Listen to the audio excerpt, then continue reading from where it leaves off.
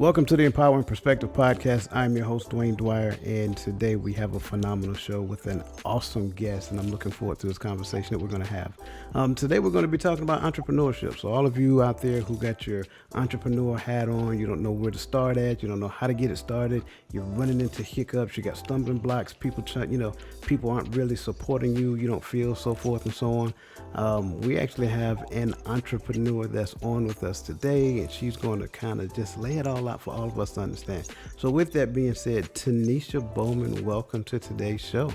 Thank you so much. I am excited to be here. Yeah, no, we're excited to have you here, and I'm looking forward to this conversation. So, we kind of talked a little bit. We had a great introduction a few weeks back, and we kind of talked a few minutes ago here. But if you don't mind, just take the opportunity just to share it with everyone else. Who is Tanisha Bowman? So my name is Tanisha Bowman. I am a mother of three of my own, and I have three bonus kids. So we have six amazing kids. I am a wife of 12 years to an amazing husband. I have amazing grandkids, y'all. I have grandkids. Absolutely love having grandkids. I have one really, really, really special one by the name of Levi that if you know me, you know him. He is the love of our life. Absolutely blessed to have him in our life. I am a full-time entrepreneur, so I am a retired business owner.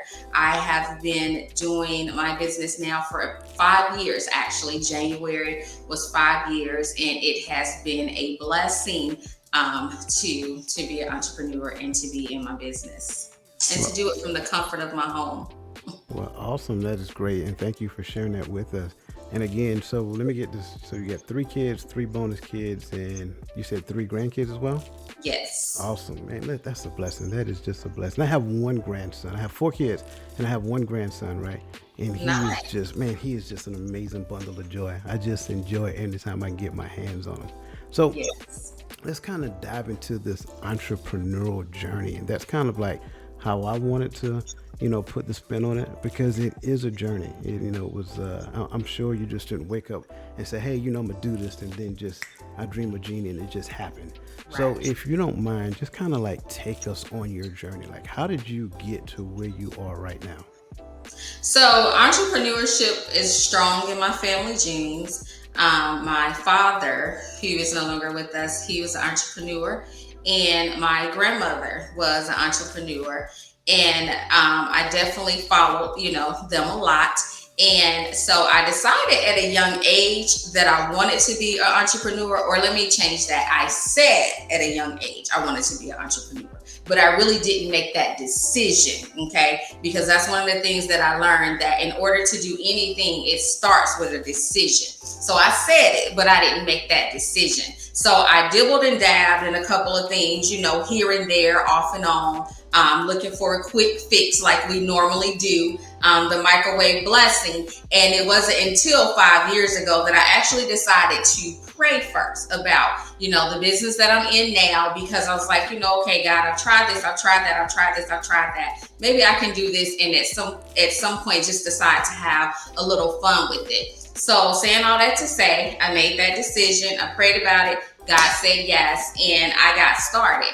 I was in the business for maybe about 2 weeks to a month, and I started to realize quickly, like, wait a minute, this is on. This is something. I'm on to something, and this right here can really turn into something major if I make the decision. Because again, I said it starts with a decision to make this something major. I love it. So, I want to talk about that just for a second, right? Because I know that there's some people who heard that, and you had a thought, and then you said you prayed about it and you made a decision. Let's talk about the decision first. What was so unique about the decision? I know I'm kind of throwing you a curveball, and I apologize for that. But what is so unique about the decision? Because I really want people to get that, because you said something powerful there. So what's unique about the decision? For me, the unique part about the decision was changing my mindset.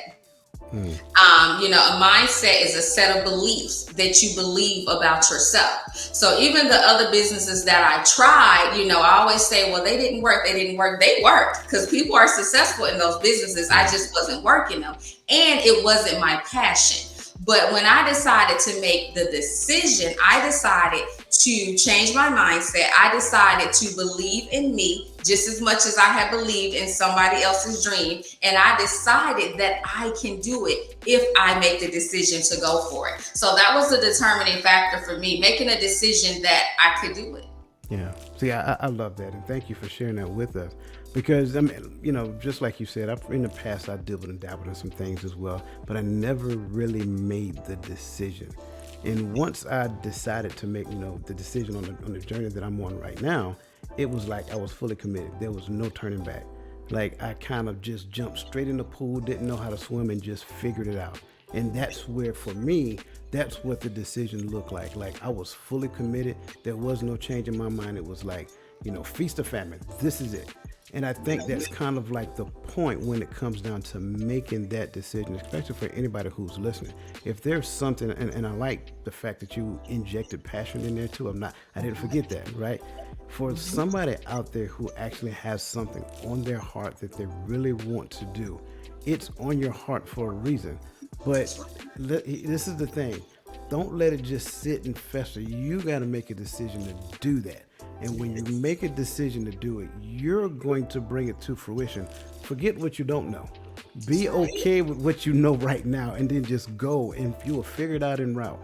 And, I work at the Cyber Center of Excellence, and we use a phrase all the time, we're going to build this airplane while in flight. And that's really what it looks like. And you can tell me if I'm wrong when it came down to your decision. Was it similar to that? Or did you know everything there was to know? Nope, and still don't. So that's so true. No, I greatly appreciate that. So this journey of yours, so we got the decision. What was so unique about your passion? Like, what was different? Because, you said you tried some other things. Mm-hmm. So how did you know that this was your passion compared to the other things that you tried? Well, I got connected with the product that was not expensive, that was affordable, and that was an everyday product that most women, some men, can use as well. So coming from my past where I didn't make a lot of money at work, and there were some things that I wanted or desired, but it was not a part of my price range. Being a single mom, because again, I've been married for 12 years when my daughter is almost 30. So being a single mom for so long and having to go without, I was finally connected with something that I knew people could afford, that it wasn't going to break the bank, and it was an absolutely amazing product that people, mainly women, want. One of the things that I tell my team all the time is that we have a product where the price point is so low, you can sell it or you can bless somebody with it. Mm-hmm. And you're not going to hurt the bank, and they're not going to hurt the bank buying it. And it wasn't a product that was going to fade away at some point in time. And it was something that I love as well. Nice. I love it. Now, I appreciate you sharing that with us. And again, I just have to just go back to the decision. Like I'm telling you, if you have a passion for something and you just put the decision on it and don't let it go, like you hold on to it for dear life, like you're not going to let it get away, I promise you're going to figure it out. Now, here's I have to say this, and we kind of talked about it just a little bit, building that airplane in flight. You're going to encounter some challenges. So if you don't mind sharing with us, like, what are some of the challenges that you ran into, and how did you overcome it? Rejection was one of the main ones. A lot of times we don't move forward because we're afraid of the outcome. We use discipline. This is what we say. Well, I'm not disciplined. Mm-hmm. I'm not consistent. You're very disciplined. You're very consistent. You've been disciplined and consistent in many ways all of your life, but you fear the thought of somebody telling you no. And what I had to learn was that was not, what am I looking for? It does not say who I am because you made the decision not to try it. Okay. Maybe it just wasn't for you. Maybe it just wasn't that God wanted to connect us, but we get so focused on rejection and so focused on people saying no that we won't move forward. And then you have different personalities. I have a team of 3,000. So that means I have 3,001 personalities because I have my own personality as well. Okay. It's never us. It's always the other person. Of course. But you have so many different personalities. to learn, to adjust to train, to listen to learn from. Because it doesn't matter that I'm in a position or I'm in a rank. Somebody else can come along in the business just getting started and can teach me so much because of the gifts and talents that God has given them. So there's always going to be bumps and twists and turns. And something that I absolutely love to say is that God never said there won't be trials and tribulations. He just says, surely goodness and mercy shall follow you all the days of your life. So that lets me know that he got me. If this is the plan that he has for my life, and this is what he's told me that I need to do, remember I told you I got that confirmation from him, then he's going to carry me through it. I love it. I love it. So fear of rejection and just personality differences. I like talking. Let's talk about fear first, because fear falls into so many different categories. You got some people who have fear of rejection, right? They I don't know what it is. Like if anybody ever tells them no, they automatically spiral into some form of anxiety. And that's just a part of life. When we were younger, being in, grade school, you see somebody that you like, you want to go talk to them, but you're afraid you're going to be rejected. Well, that actually carries over into your adult life. And it doesn't matter what it looks like you just don't want to be told no. Some people, when they go to a job interview and they don't get the job, it's like they go into some form of depression. It wasn't against you personally. It was just they chose the candidate that they felt was correct. Even in this scenario, I don't want to dive into the specifics, right? But even in this scenario, if I say no, maybe it's not that maybe I'm not saying no to you. Maybe I'm just saying not right now. Now is not the right time for me. And so that's the thing that we have to rewire in our head. We have to change the way that we view rejection. Rejection is not a definite no. I don't care what it looks like. So you have to rework what that looks like in your head. But then there are different types of fear, and I talk about these all the time. Some people have this thing called fear of success as well. You ever dealt with that? Mm-hmm. Yeah. Yes. So here's my thing with fear. False accusations about everything. Wait, hold on. You can't just throw that and say it. False what? False accusations about everything. Okay? That's fear. Okay? False accusations about everything. At some point, you have to face everything and rise. There's no way to get past that fear if you don't face it. Point blank, period. If you don't face it, then you're never going to deal with it. You're never going to handle, and you're never going to know. Success is on the other side of that fear. Becoming debt-free is on the other side of that fear. Your home, your car, generational wealth, all of that is on the other side of fear. Fear is a trick of the enemy to hold you back. Right. Point blank, period. I love it. Man, do y'all sense that passion that she has right now?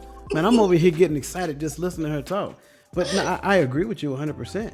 And, I love that. False accusations about everything. Like, this is kind of how I look at it. So I don't know, I just, let's just say we just met and I have this very nice Georgia Bulldog cup I want to present to you, right? And I don't even know if you want, you even like cups. You might drink out of a bottle. I don't know, right? But here's the thing. Because I don't know, I will...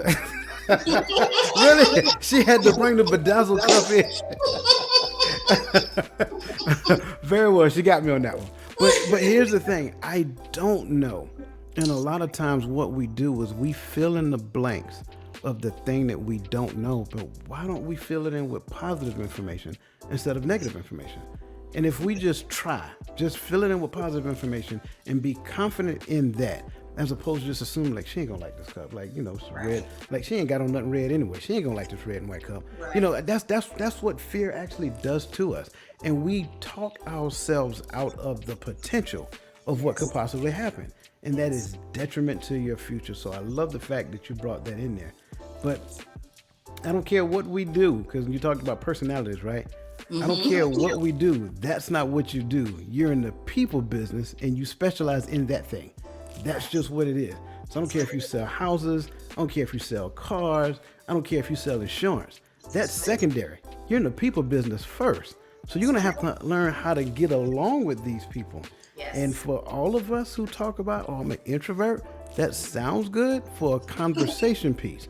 But you're going to have to come outside of that shell eventually. And you're going to have to just pick your head up from your phone and say, hello, That's right. You know what I'm That's right. saying? That's So right. I love the fact that you brought us all this to You the know what I table. tell my team when they say, Yeah. "Oh, I'm not a people person," well, then you don't want people money. Ooh, that was good. That was really good. People spend money. Absolutely. I love it.